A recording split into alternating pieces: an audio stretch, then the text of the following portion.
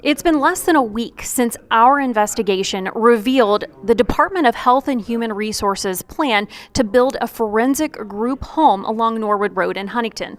On Sunday, around 100 people showed up to this room at HIMG on Route 60 in Huntington to speak with their leaders about their concerns. Hands up, concerns raised, and questions asked. On Monday, February 13th, a WSAZ investigation revealed the West Virginia Department of Health and Human Resources contracted a private developer to build this group home on Norwood Road in Cabell County.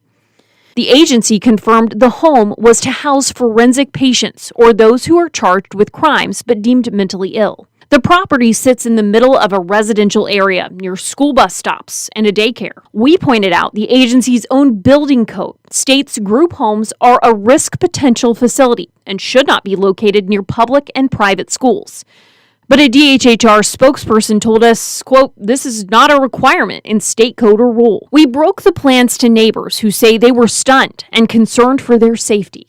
You know, if I didn't know anything about forensics, I would probably be afraid, but knowing about forensics makes me more afraid, not less afraid. Less than 24 hours after our story aired, the DHHR changed course, sending a press release stating they are changing plans for the facility from forensic patients to instead use the facility to serve West Virginia's youth with mental health needs.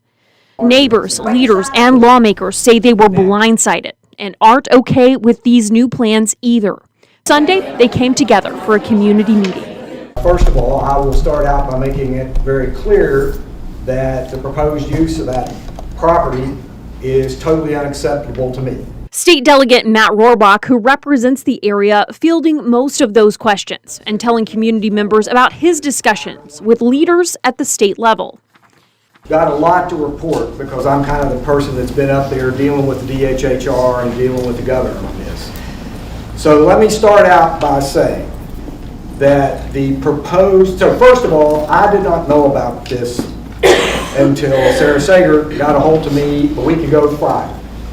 It's the first I heard about it. Obviously, as the folks in this room could tell, you could see a little bit of activity on it as far as construction went. I didn't have any idea what it was. Heidi Moeller-Pager lives next door to the property. Her family has lived around it for more than 100 years and at one point even owned it. She says with the close proximity to her family, she had to come speak up about her hopes for the property. In my opinion, I would rather it just be an office building and stick with that, as long as there's nobody dangerous there. So that is what I need to hear. Is A, do we want to try to just kill it totally?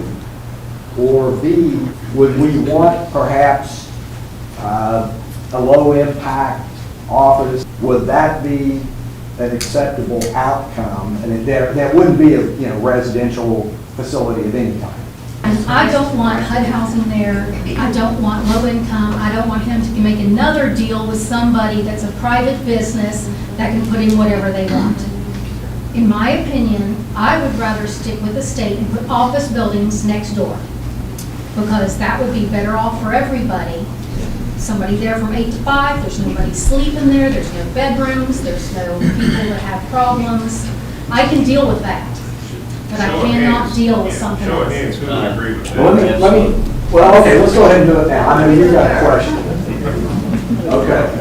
And that tells me an awful lot about what I wanted to get accomplished at this meeting. Delegate Rohrbach assured the concerned community members this will be a priority for him this upcoming week in Charleston. To be my sincere desire is we're getting really deep in session, and it's having double sessions and all, and to get this resolved this week if possible. Now, for those who could not make the meeting on Sunday at HIMG, there's set to be another community meeting. This one is going to be Monday night at 7 o'clock at Crossroads United Methodist Church.